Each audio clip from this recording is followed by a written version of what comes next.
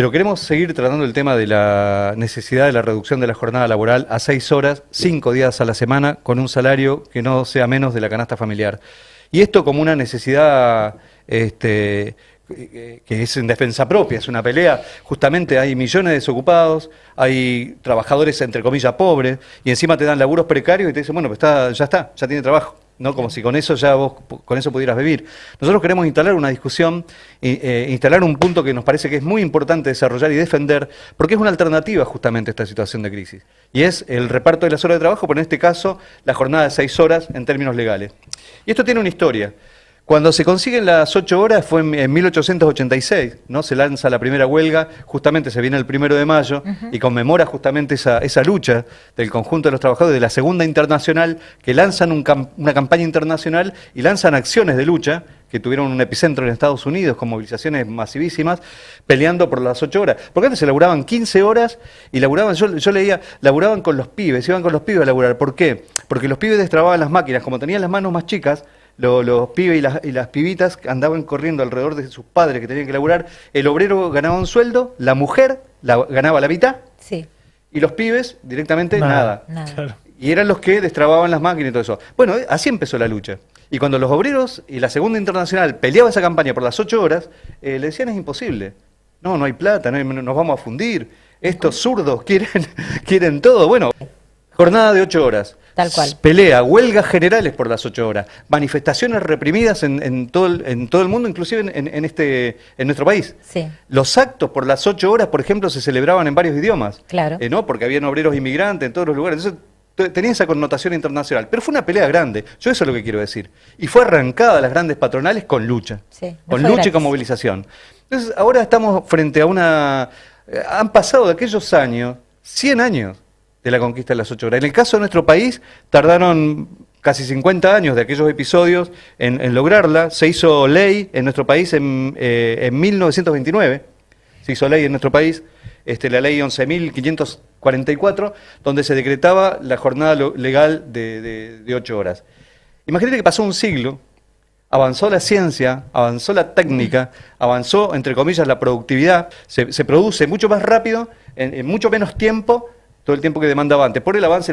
Ahora, eso no redundó en beneficio para el conjunto de la clase obrera, no redundó en descanso, sino que redundó en precarización, en desigualdad, y lo que sí creció fue el capital en forma enorme. Entonces, entre comillas, el crecimiento de la productividad y de la economía no redundó en un derrame, como te cuentan en el cuentito los reformistas y los capitalistas, sino que hubo más concentración del capital y mayor precariedad y miseria para el conjunto de los trabajadores. Y más control, ¿no? También. Y más control, absolutamente. Pero, por ejemplo, en 1930... un tipo como Keynes, que era un economista capitalista, ¿no? Un economista británico, digamos, fue un tipo que aportó y que tomaron los gobiernos burgueses parte de su teoría económica, que hacía jugar mucho al Estado en momentos de crisis, pero el tipo escribió un libro en 1930 que se llamaba Las perspectivas económicas para nuestros nietos. Y da un dato interesante. ¿Yo por qué cito a Keynes hoy acá en este programa? ¿Quién lo cita? ¿Quién lo Cuasi cita? herejía. No, pero está citado. No, porque está bueno escuchar también lo que dicen los economistas capitalistas. O sea, Claro. lo que veía el tipo, entre comillas, con sus proyecciones económicas que hacía en ese momento. Entonces el tipo decía, en 1930, ¿no? Dice, podría predecir que el nivel de vida en los países avanzados dentro de 100 años será 4 u 8 veces más alto de lo que es hoy. Y considerando esa perspectiva, el tipo decía, en esta proyección de desarrollo económico, dice, turnos de 3 horas, escuchen bien, turnos de 3 horas o semanas laborales de 15 horas serían más que suficientes para satisfacer las necesidades económicas de toda la población. Y nos estamos quedando cortos. Turnos de 3 horas, jornadas de 15 horas, claro, pero hay un detalle, el capitalismo. El tipo preveía ese desarrollo normal, digamos, en términos económicos, estudios de laboratorio, pero después lo que hay en el medio es lucha de clase. Así como se multiplicó la productividad, se multiplicó la pobreza, se multiplicó la desigualdad, la desocupación, etcétera, ¿no? Entonces, el detalle fue la existencia misma del capitalismo, lo que le puso límite al análisis keynesiano. Bueno, porque el capitalismo efectivamente no derrama, sino que concentra cada vez más el capital. Y por otra parte, cada avance en la tecnología es casi una pesadilla para el trabajador. Hoy charlábamos fuera de micrófono, por ejemplo, cómo un compañero de nuestra corriente francesa explicaba que, por ejemplo, muchos de los avances tecnológicos en las empresas se dedican más a perseguir al laburante, cuando vas al baño, cuando no vas al baño, si te mueves de la máquina. Entonces aumenta la tecnología en eso. Bueno, yo tengo el recuerdo de Cerámica del Valle, una fábrica en Neuquén que estaba en la órbita de nuestro sindicato ceramista, que los tipos tenían una tecnología malísima. Es decir, Ahora, lo que sí, el tipo tenía cámaras en todos los lugares. Bueno, nosotros también. Claro. En PepsiCo había cámaras por todos lados. Entonces, para eso sí son buenos, ¿no? Claro. O sea, lo que tratan de buscar Para es eso sí invierten. Ahí invierten, digamos, y bueno, y lo que queda claro al final de todo, cuando se desnuda todo, que lo único que le da ganancia al capitalista es la plusvalía. Es decir, la plata que le puede sacar al obrero por encima de su trabajo de producción normal, sacarle lo que es ganancia. Entonces, desnuda todos Lo los que chamullos llamamos explotación, ¿no? y le llaman explotación, básicamente, para hablar con todas las letras. Gracias, Geo, pero es así. Bueno, entonces, pero no queríamos hablar en general de historia Claro, o de como lo cuestiones, llevamos ahora. sino también hablar en la práctica, ¿no? Porque Claro. muchos nos dicen, bueno, está todo muy bien lo de las 6 horas, pero pobres empresarios, las empresas, viste que lloran todo el día. Y además, ¿de dónde van a sacar la plata para...? Bueno, queríamos poner un ejemplo en nuestro país, por ejemplo, de una multinacional como Toyota. Claro. Toyota tiene alrededor de 5.000 trabajadores en la planta de Zárate. Tiene una planta estrella, ¿no? Ustedes la han tomado en Sí. el Mundo Obrero el año pasado, un muy buen laburo que hicieron. Sí. Donde la planta en Zárate de Toyota tiene alrededor de 5.000 trabajadores en total, ¿no? Sacando los jerárquicos, los administrativos, etcétera. 5.000 operarios. Esos 5.000 operarios están distribuidos en 2 turnos, ¿no? 2 turnos de 9 horas. Sí. O sea, hay un sobretrabajo ahí. Bueno, si ahí se repartieran de esos hacer 3 turnos con 2.500 operarios cada uno, vos multiplicás la cantidad de puestos de trabajo en forma automática, sin necesidad de reducción salarial. Es decir, que se mantenga el salario tal cual tienen los obreros hoy. Entonces, es hacer un turno más, en vez de 9 horas, hacer 6 cada uno, y sumás automáticamente más de 2.500 obreros bajo convenio, con salarios por encima de la canasta familiar, etcétera. Entonces, los tipos pueden decir, bueno, mirá, pero ¿cómo hago para pagar? Yo les explico un poquito, ¿no? Los números, Claro. vamos a contarle un poquito los números. Por ejemplo, la Toyota es el 15º año consecutivo, hace 15 años, ahora parece que le voy a hacer la propaganda a Toyota. Sí.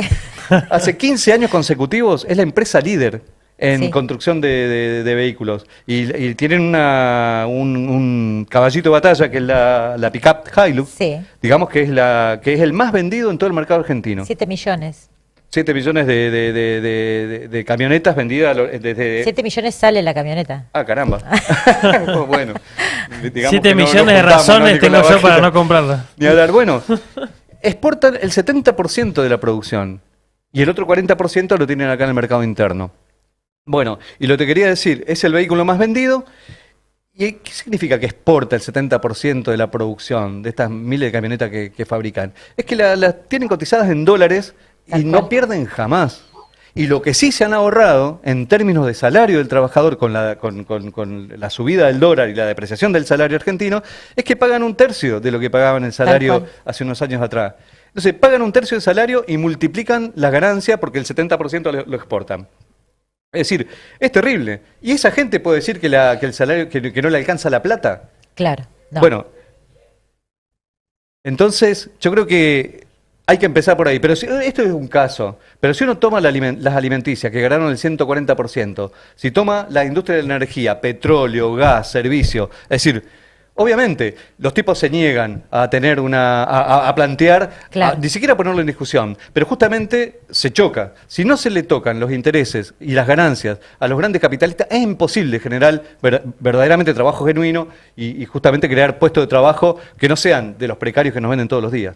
¿Y cómo podemos hacer para alcanzar ese objetivo? Bueno, justamente esto tiene que ver con la segunda parte, que es Claro. que sin tocar de los intereses no vamos a ningún lado. Y en esto siempre, tanto la burocracia sindical como las empresas, como los gobiernos, cierran filas alrededor de las ganancias capitalistas. Por más que te chamullen de laderas llenas o que los últimos van a ser los primeros y todos esos chamullos flacos que te hacen, lo concreto es que terminan defendiendo, digamos. Claro. Burócratas como Pignanelli, burócratas como, bueno, en cada uno de los sindicatos. Ayer, ¿cómo se llama? Un tipo le contestaba el de Canillitas, le contestaba a Alejandro Vilca, dice, pero nosotros tenemos paritaria. Bueno, como si no tuvieras 17 millones de pobres, como si el resto de los trabajadores no existiera, como si un gremio por sí solo se va a salvar en medio de esta situación de crisis. Entonces, bueno, hay que enfrentar esto, y es con organización y es tocándole las ganancias. Desde ese punto de vista, por ejemplo, han habido ejemplos, porque los tipos siempre lloran y dicen, no, no podemos, estamos en crisis. Bueno, pero han habido situaciones en las que sí. Si estás en crisis y no sos capaz de garantizarle ni siquiera a tus esclavos un salario mínimo, bueno, se han ocupado fábricas y se han puesto a producir. Hay ejemplos en nuestro país y hay ejemplos en el mundo, digamos. Y por otra parte, esta gente que llora tanto respecto de las pocas ganancias que tienen, bueno, están los registros contables esos tipos, ponerlos sobre la mesa, es decir, ¿cuánto ganan? Ellos saben absolutamente cuánto ganas vos, cuánto gano yo, saben absolutamente todo. Ahora, de ellos, generalmente lo encubren, o aunque haya registro, generalmente mienten. Entonces queremos poner eso sobre la mesa y decir, verdaderamente, sí se puede hacer y sí se debe hacer. Entonces, desde ese punto de vista nos parece muy importante que la campaña en defensa de la jornada legal de 6 horas, tenemos que llevarla adelante, la tenemos que hacer en común, las organizaciones sociales, políticas, las organizaciones sindicales, digamos, tenemos que pensar que somos una misma clase, que tenemos una misma lucha por delante y que sin compartir, digamos, el fruto de cada una de nuestras conquistas, bueno, nos dividen y nos parten, cada uno por su lado. Esa es una pelea absolutamente estratégica.